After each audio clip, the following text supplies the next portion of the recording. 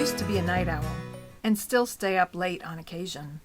Yet now I wake up and feel like I was out drinking the night before. I think that feeling began to happen about 20 years ago when I was 30. Since my husband returned home on November 6th after open heart surgery, I wake up early and am eager to get up to have time to myself. Some mornings my youngest child has fallen asleep in my room. Her anxiety often flares up at night and can quickly escalate to a panic attack and a meltdown. Snuggling to sleep with mom helps to dissipate or prevent the meltdown. I wake up and slowly move out of bed so as not to wake my sleeping child.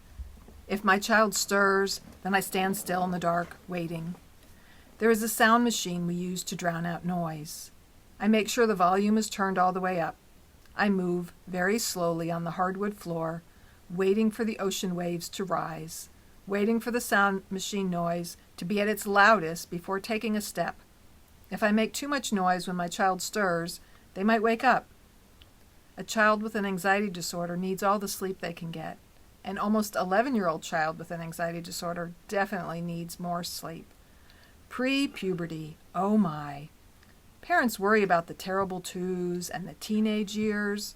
The real challenge is parenting the pre-puberty years around ages 9, 10, and 11. That is when the most changes happen emotionally. My other child with anxiety disorder had a major flare of her disorder just prior to her 11th birthday, and it continued to escalate when she turned 11. She didn't even have a birthday party that year, the year she eagerly awaited her Hogwarts letter. We would have been happy to invite her friends over as we had done every year since she was 2.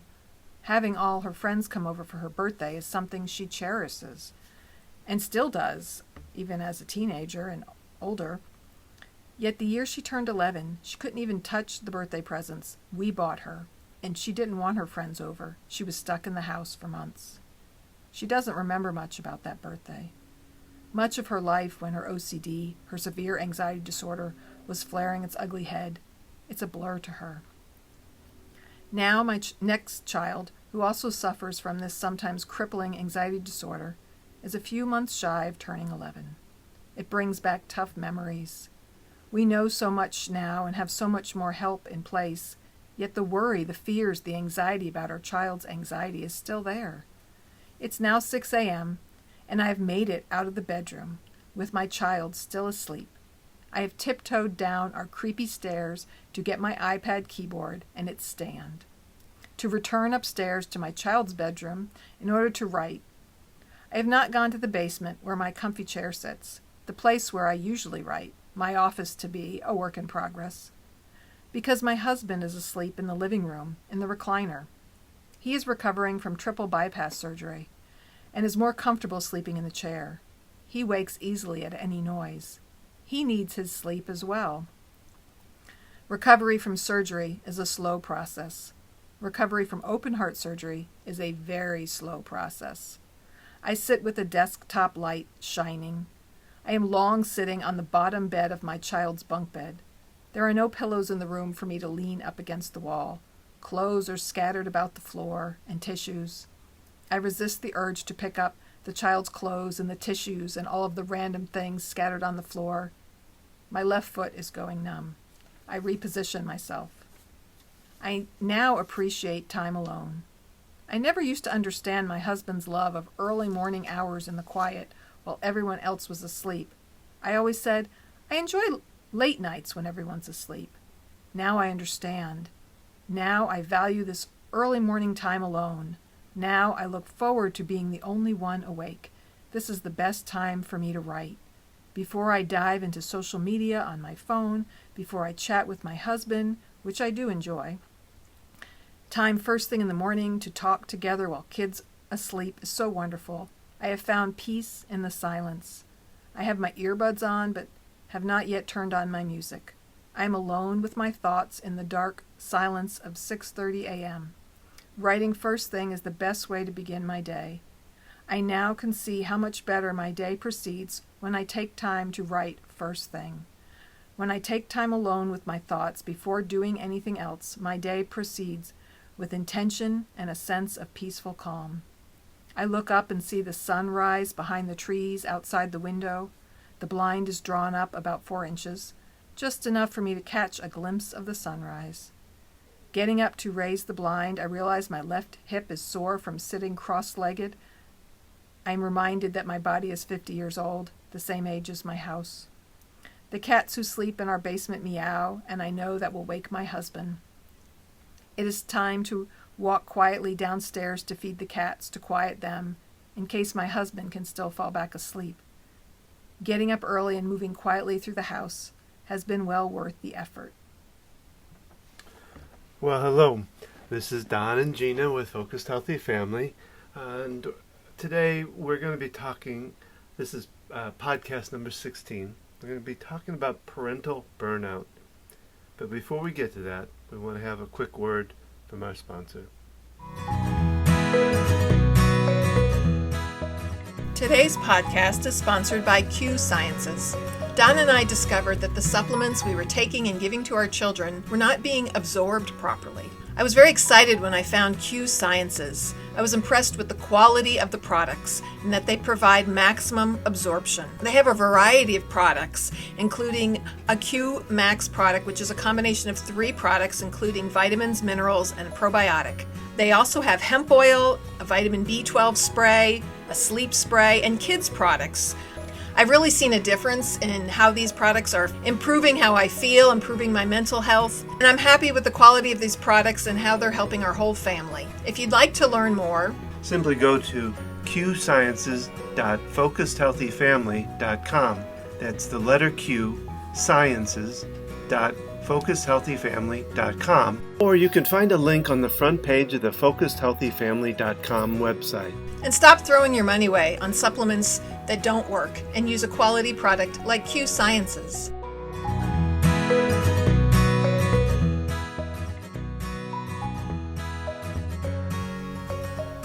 Well, we're back. So you just read, tell me, when was that? So I read a blog post that I wrote in November of 2019, right after you had triple bypass surgery. I had it on November 1st. Yes. Was that All Souls Day? Yes, because they were, the night before was Halloween, and I so think they dug all the way down to my soul. instead of trick-or-treating, we hung out in the hospital with Dad and joked around and laughed. It was an interesting Halloween. Well, I did a podcast for my other podcast is The Invisible Wheelchair, and I had seen this article about parental burnout. It was and a video. I actually watched a part of a video from the Today Show where they talked about parental burnout. So I did a podcast on it, and I thought it would be something interesting for us to put our twist on it, and how because it's something that we kind of have lived with ourselves. All that we've been through in our marriage and our life together, it has led us to a place where it was easy to fall into that kind of burnout place. And I've written in my blogs, I've written about caregiver burnout, which can happen even if you're not a parent. I write a lot about working as an occupational therapist in that caregiving field, how emotionally, physically, and mentally exhausting it can be. I have to use my body to help move people, teach people how to stand. I have to create a plan of care, using my mental skills, my expertise to figure out the best way to work with this person. And mentally can be taxing. I have patients who don't want to get out of bed and think that just laying in bed they're going to heal. Right, so in my work I do that, and then I come home and the family needs caregiving. Whether it's you recovering from open heart surgery, and just being a parent of kids with anxiety disorders, kind of hikes that up to a whole nother level. Well, and I think, in thinking about it, the difference I see in it, in a way, with parenting is that it's hard to be able to back away from it. You can't say, well, I love those commercials I think it's for like Benadryl or something like that, where the you see the father open the door and he says, I don't think I'm going to be able to go to work today, or I'm going to be a father for you today, you know. And there's the little well, he says, I don't think I can go to work today, and you think he's talking to a boss, and there's a little kid sitting there on the bed, right? We're always parents, Yeah. you know, no matter what. I used to have those Monday nights out to myself, and when our middle child was going through her height of anxiety, we get these phone calls while I'm out trying to have my time, whether it was exercising or writing, and yelling at me on the phone, right? No matter where we are, we're still a parent. No matter what age our kids are, it's nothing we can. It's not like a job that you get burned out in the job and you can leave the field. You can work somewhere else. It's lifelong. You can go on vacation and, you know, not answer the phone. You know, you laugh when I say this, but you used to work for Kraft Foods, and it merged with Oscar Mayer. And well, you told me that you had a boss when you were selling ice cream, and you were getting all stressed about it. Yeah, there was a, you know, we'd have I sold big ice cream for food service, not the little retail stuff. And, you know, you'd have it. I can remember just one of the distributors, the truck was late, and he just blasted me, you know, with. And I remember calling my boss, who was one of my coolest bosses that I worked for. And I was like, I can't believe this. This guy's yelling at me. I got it. Where's that truck at? And I just was going on. And he said, Don, wait. It's ice cream, for God's sake. And I went, oh, okay, yeah. You know, and that was his style, which was so cool about it, because it was like, nobody's going to die because that ice cream didn't get there. You know, and I was like, yeah, you're right, you know. And parenting isn't like that, right? It is important. Every moment is important. Their needs are important. You know, I would take these nights out to myself, being a homeschooling parent, you know, even though I worked part-time, when I was at work, I mean, I enjoyed that. I was getting paid for it, and yet I was still in a role of caring for people. And so having time where I didn't have to care for people physically was so helpful, yet they didn't leave my mind. I'd still text with them. I'd get calls. Yet I needed that experience of being somewhere where I was really only in charge of myself, which... Well, I think that's one area I don't do very good in. I haven't taken on a hobby, or you know. I thought about that recently. It's getting to me. I think it's showing itself, because I really want to. It's hard because I know just trying to get together with friends, and I feel like, but if I do that, I don't even get time with you. Well, you've been growing a business. Your business has evolved, but you have been working for yourself since, what year was it, Don, that you left? 1996. And so it never goes away. And because we've juggled our schedules so that one of us is with the kids, you've worked, you know, when I work during the day, you work nights and weekends. Now I work weekends and you work during the week. And it's growing a business and doing it mostly from home. You're never leaving work. It's always on your mind. As an occupational therapist, you know, part of my training is in helping people in their work life and their personal life, you know, emotionally, spiritually, mentally, and having, you know, occupational therapy, the word occupation meaning how you spend your time. So that can be hobbies and activities. And I realized the importance of those things. And it didn't even occur to me till recently that you don't have many hobbies. I have bukus of hobbies. And so if I have free time, I've learned to crochet, and I've done other arts and craft works, and there's just all kinds. I've heard people talk about that their kids are grown and they've moved out and they don't know what to do. And I'm like, oh my gosh, I have so many hobbies and interests and that I want to do. And how having those activities that fuel you, that feed you, are important. Even if you can only make 30 minutes a week for it, you know, like I talk about writing, having writing time for me. And I remember kind of amazingly taking this many years to realize, like, wow, I know you like to ride a bike, and yet you don't always, you know, get out to do that very much. And I was like, what other things do you enjoy doing? Well, I think, in thinking about it, though, is the messages that go through my mind. When I get my business going well enough, then, and that's not a good message. Well, that mindset that, yes, that once this gets I going, have to get then I can making take so time. much money, otherwise I need to put the effort into business, otherwise, and it's just a circular message that just... Then I can't take time to enjoy myself. Got to make more money to be able to enjoy myself, and if I'm not enjoying myself, so that's, and it's something I'm mentally working on. I'm trying to do my meditations and my tapping to clear that.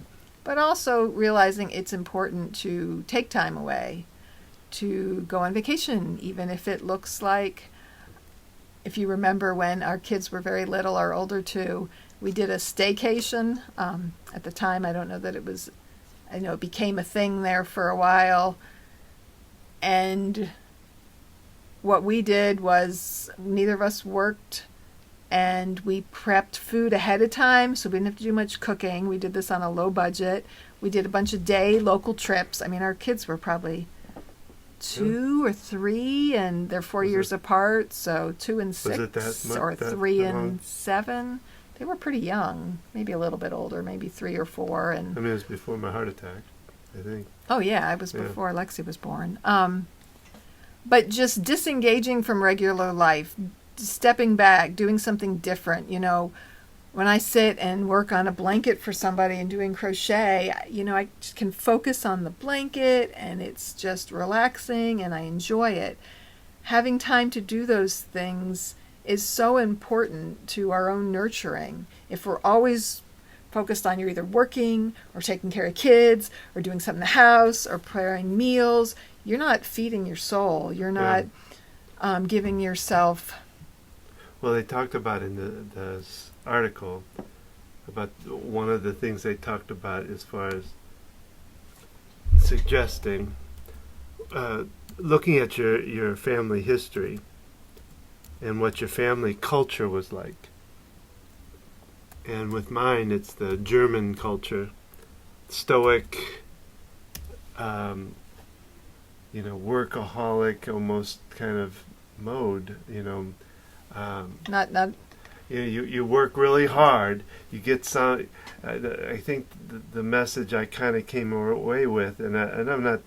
I don't want to beat my parents up about this or anything, but was, you work really hard. You can have a little fun time, but don't go. Don't go too crazy with that. Don't overdo that, because then you're risking going. I don't know if I want to say the devil's work, but you're risking frivolity and you're being lazy, or a lot of different kind of messages around that. And I think that's something that's in my... Well, your grandparents were farmers. They were Midwestern dairy farmers. That's a lot of hard work. It's a lot of physical labor. Everybody's involved, and your parents moved to the city to get away from farm life. I've always heard the story. My dad joined the Navy. It was, there was the war, but he volunteered, and a lot of it was to get away from the farm. He didn't really want to be stuck in that Probably life. wanted to do something different, and it was the only way as a chance to do something new and different. And yet, he worked 3 jobs, living in the St. Louis area, living in the... blue collar, the city, or because you talk about going to visit cousins out that lived in the rural areas, out on farms, and that they grew up very differently than you. Oh yeah. Well, the ones who were on the farm, they were happier, Despite that work life that your parents wanted to get away from. They worked hard, but they played hard too, and there were freedoms of... The cousins used to, they'd hunt and fish and do all, and they used to drive like crazy. Anyway, we're getting off tangent, but I mean, they really enjoyed life, and I remember my Aunt Helen was just a very lighthearted, easygoing person, and she had 9 kids. Yeah. So Don was born in 58. So you're talking about people who were growing up in the 40s and 50s, and the time was different, and living in the country, it was simpler. You move to the city, you say that the things are more efficient, maybe you don't have the hard farm life, yet things get more complicated. Yeah. The more we've evolved and technology has grown, it's really made life more complex. I either listened to or heard someone talking about like the invention of the washing machine and how that was supposed to help women with household chores, but how some of these inventions actually make more work. Well, the computer's a good sign of that in a way. Things have changed, that things have shifted. Yeah, growing up on a farm in the 50s and 60s, you did what was in front of you, right? You didn't, social media and instant messaging, if you had a phone in your house, it was you got a phone call. If you were there to answer it before answering machines, you live very much in the moment. Yeah, that's true. In the present with what you're physically doing. You couldn't record, shows on video. Well, the whole multitasking. Yeah. Now we got a foot here and a foot in this, and we're working from home and helping the kids do school, and we're growing a business, and we're juggling all these different things at once. And like working from home, it's so easy that everything gets blended together, and finding a way to separate your time and to make time for yourself. I read that post because it described my experience of waking up early, and it's like, oh, everyone's asleep. I could get up now. And so, okay, I got to let everybody sleep, and she's next to me in the bed. So, you have to slowly get up if you've ever had a child sleep next to you and they move around and you freeze and then you slowly inch away. And then the floor, we have wood floors and they creak. And well, and thinking about it too is that what it leads to. Now, not only does it, it's kind of, because you start, one of the things they talked about in there is the guilt factor, because you start then going, okay, not only am I, screwing up my own life as being burnt out, but because I'm not maybe giving as much attention to it, or my attention is poor, then I'm starting to affect my kids with it. Maybe not giving them burnout, but causing them to feel abandoned, or causing them to feel like they're not getting the attention they need. And then we start beating, so we like double beat ourselves up. We not only are burnt out, but we're beating ourselves up because we're burnt out. And I think a lot of times we don't realize we're getting burnt out. It's kind of a slow thing that creeps up on us. Well, it's like gray hair, you don't even notice it until it becomes really prevalent, or really puts you down, or kind of shuts you down. Or gray hair shuts you down? No. Are you shut down, Don? You're covered in gray hair. I'd be like closed up completely. You have hair. People would say, I wish I had that much hair. Yes. But what I'm saying is that it slowly creeps in, and I don't know how many people recognize burnout or give themselves permission to say, wait a minute, I've got a lot on my plate. I need to take time away. Like you talk about with work, you feel like, I got to get this done. I got to grow the business. Yeah. Got it. I got the bad case of the gottas. We talk about how we should on ourselves. I should do this. I should have done that. I should have done that. Should. So that's something we've worked on. And I pointed out to Don recently, okay, we don't use that phrase anymore, but Don's got a case of the gottas. He's like, I got to do this. I got to do this. Which is about the same. And I talk about how you're pushing the river. You think if you just do more and spend more time working, that's going to grow the business, versus finding your place of zen and peace and working smarter, not harder. And that sounds cliche. It's about if like that post I described, having that focus in the morning. Okay, I'm going to sit down, I'm going to write. I'm here by myself. I don't have to worry about other things. That's why I'm sneaking around in the house at 5 a.m. to have some quiet time. And then, okay, I've written something. I feel when I write, it's healing for me. It feels empowering. It's a way I express myself, and it comes out much easier than speaking. Don's the speaker. And I tell him this all the time when we go somewhere to speak, that this is a challenge for me. It's not natural when I'm in front of people to speak. that words don't come to me as easily. Even doing a podcast, if I'm typing, the words flow, and then I'm like, oh, I'm pretty good at what I'm writing. When I'm speaking, things don't always flow. I forget, I get lost in thought for a minute. It's different for me. So that writing is so important to me. Mm-hmm. Well, I think what I would think is kind of the moral story of the story here, I guess, we tend to not think that it's important to take, or we push it off taking time for ourselves. But we don't think about, and if you want to think about it in a business sense, if you have anxiety or if you're stressed, your productivity goes down the tubes, and that's been proven. I mean, there's studies out there that talk about, productivity and how it's affected by stress or whatever. But the same thing falls true at home, and it's just a little different because it's not,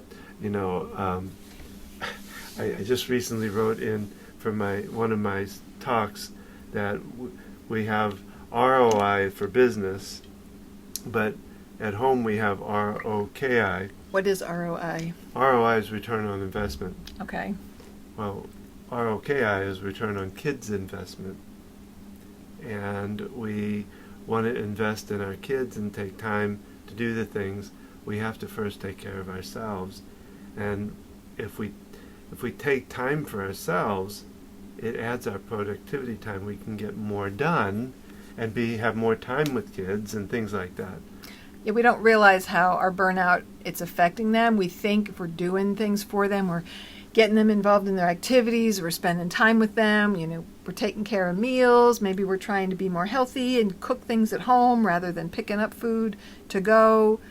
All those things take time and energy, and we think we're doing what our family needs. I'm putting all this time into the business. I'm growing the business so that my wife doesn't have to work as much outside the home. I'm doing things for my family, and yet the negative toll it's taking on the family, if all that is draining you, if you're not getting refueled, then we get short-tempered, we're getting anger, we're getting that's snappy. the list of things.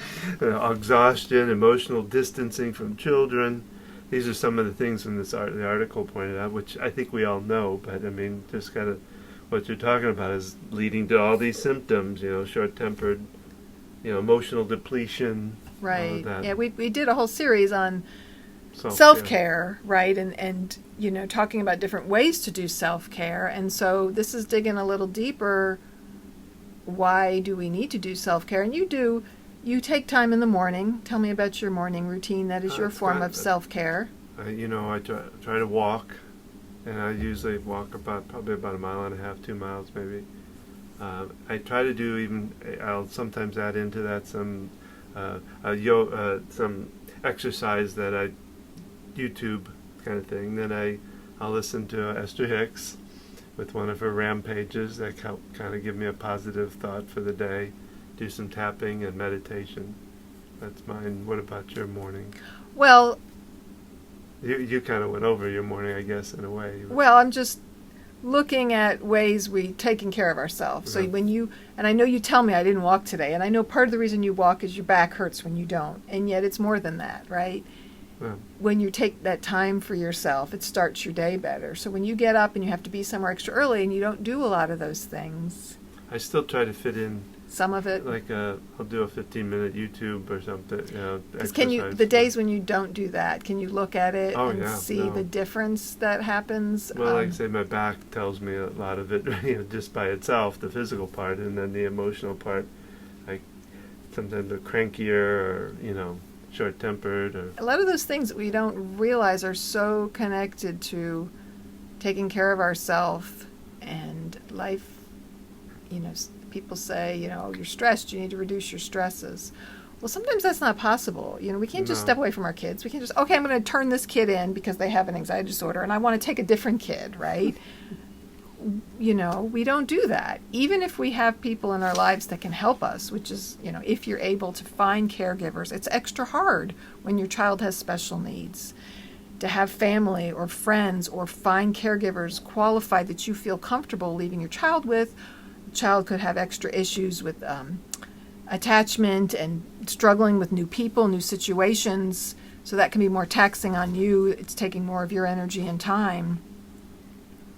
And even if we have all those things in place, there's just so much on our plate that we're dealing with.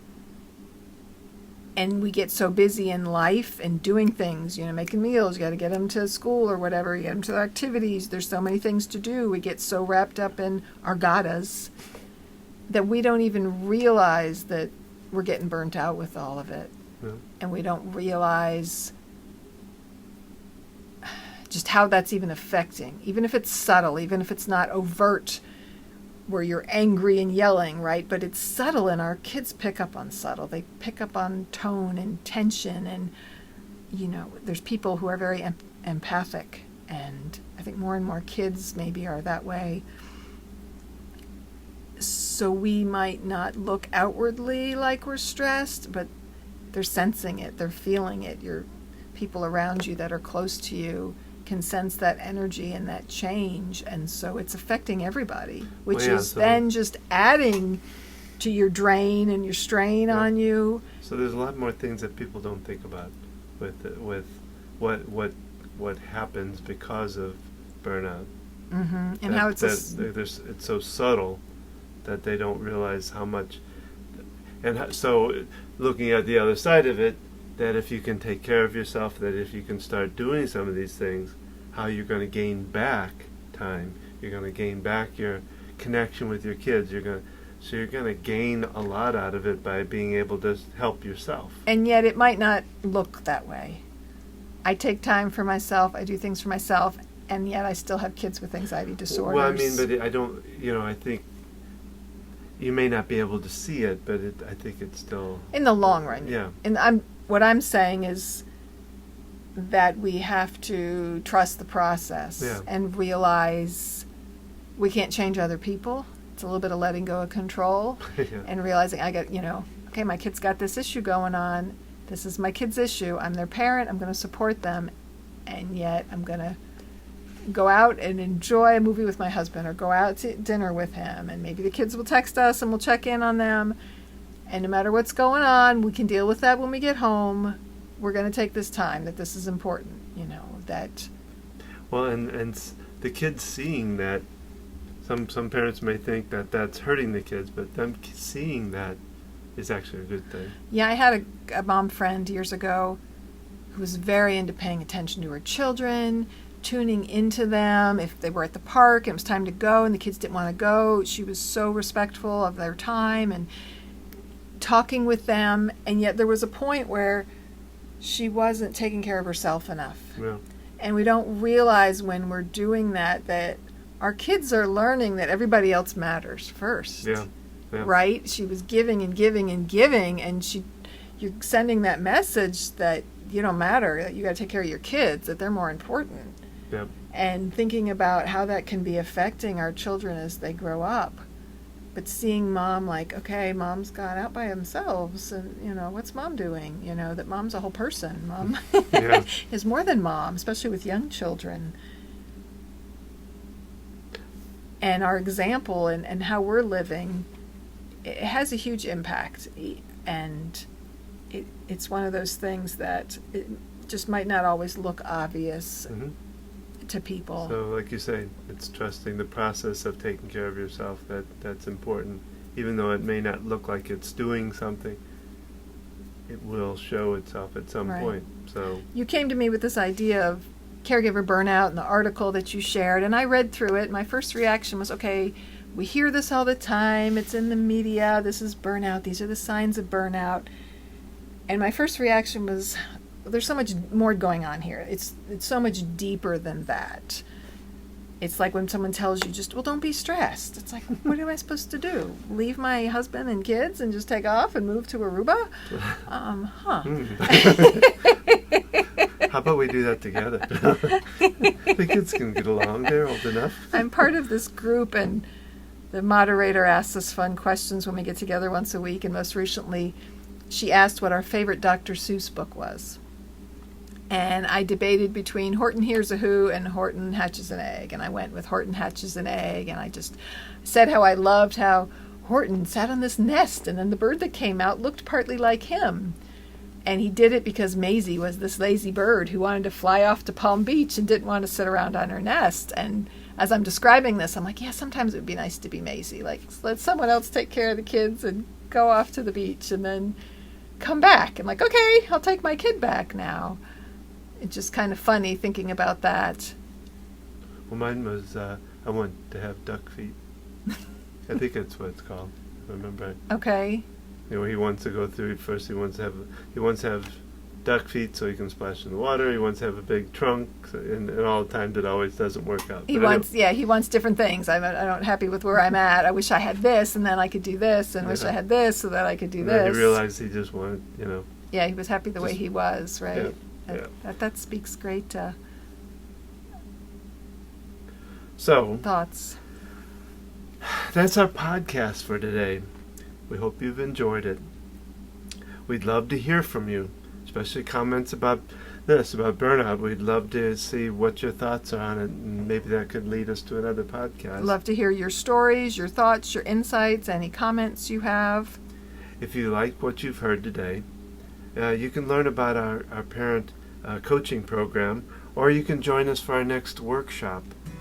Simply go to www.focusedhealthyfamily.com, or you can follow us on Facebook at Focused Healthy Family.